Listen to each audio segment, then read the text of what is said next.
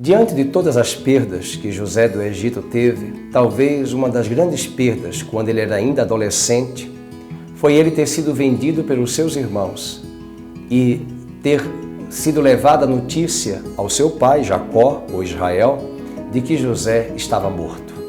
Na verdade, José estava vivo. Seus irmãos haviam mentido para o seu próprio pai. E durante anos, Jacó, ou Israel, tinha José como morto. Não teve a oportunidade de sepultar o seu próprio filho, embora este estivesse vivo. José vai para o Egito, é vendido como escravo, vai trabalhar na casa de Potifar, é leal, mas é denunciado em meio a uma calúnia que não procedia de cunho de verdade. Naquela prisão, ele fica algum tempo e logo depois de alguns anos, ele volta a sair para assumir um dos cargos maiores no Egito, abaixo de Faraó. Talvez o ministro da Fazenda ou o ministro da Economia. O próprio Deus havia levantado José através de Faraó para assumir tal cargo. Mas diante de todo esse galgar e essa posição tão nobre que José vem a exercer, talvez num perfil de executivos do mundo contemporâneo, José precisava receber de presente uma bagagem, um presente muito especial do seu próprio pai, quando ele se encontra com seus irmãos. E José manda de presente para o seu pai e para seus irmãos, sem estes ainda saberem que ele era José.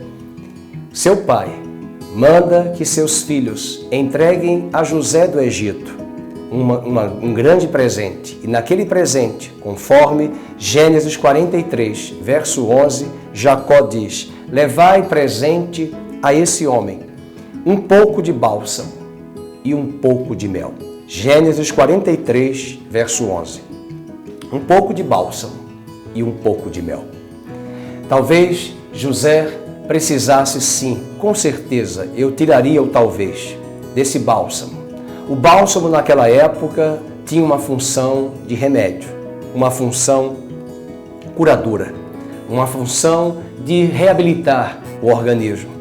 Era muito usado também juntamente com o mel, que era uma das grandes especiarias daquela época, e o mel, se nós tirarmos a letra M e substituirmos por F de faca, é fel. O coração de José estava ferido, machucado, magoado pelos seus irmãos. Os anos passaram, mas as feridas estavam presentes ainda. De tal maneira que naquele primeiro encontro, José reconhece seus irmãos, embora estes não o reconhecem, e o texto sagrado diz que José teve que pedir licença e ir chorar em uma sala reservada. Aquele choro demonstrou que ele poderia ter, como diz o ditado popular, a faca e o queijo na mão, para engendrar uma grande vingança àqueles que o traíram e venderam.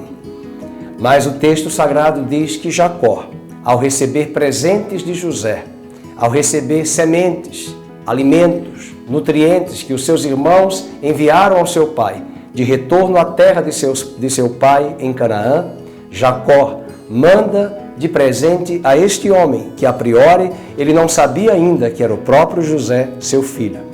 E naquela bagagem estavam dois elementos importantes que eu quero deixar para você. O bálsamo, para curar as feridas. Em meio a todas as perdas e traições e decepções que você tem enfrentado na empresa, nos negócios, no ambiente anterior onde você havia trabalhado, de pessoas que você nutriu e alimentou aliança, lealdade, mas que elas mesmas não lhe corresponderam. Desafio ao seu coração neste dia, além do bálsamo, colocar o mel. Não traga fel em seu coração. Não alimente amargura, não alimente vingança. A palavra de Deus diz: minha é a vingança, diz o Senhor. Não sejamos como Esaú, que guardou e nutriu um coração amargo. E foi nutrindo a partir desse sentimento a vingança e nunca quis se quebrantar diante de Deus. E o autor de Hebreus diz que nós não podemos assumir a posição de Esaú para que não sejamos privados da graça de Deus. Quero que você traga na sua bagagem aquilo que Jacó presenteou a José, bálsamo e mel. É interessante que esses dois elementos chegaram primeiro, antes de José se encontrar com seus irmãos pela segunda vez e se revelar. Antes mesmo dele se revelar ao seu próprio pai. Seu pai, mesmo sem saber que ali estava o seu próprio filho no Egito, enviou a ele bálsamo e mel. Não deixe que as perdas, as crises, as circunstâncias venham marcar o seu coração com mágoas, com sentimentos que venham privá-lo da graça de Deus. Deixe que hoje o bálsamo divino, o mel da graça de Cristo, traga a doçura, a ternura em seu caráter. Até porque estamos falando sobre formando valores.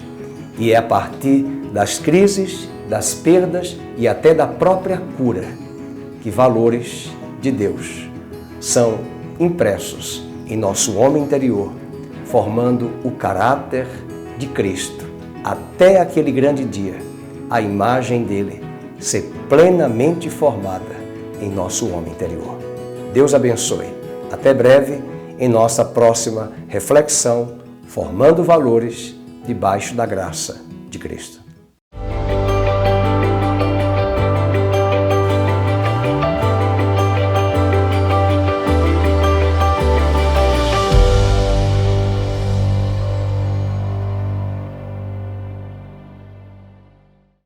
Olá, eu sou o pastor Fernando Henrique da Comunidade Cristã Nova Vida. Muito obrigado por compartilhar conosco mais uma mensagem e eu quero convidar você a acessar o nosso site ccnvida.com.br, bem como as nossas redes sociais. Deus abençoe, muito obrigado.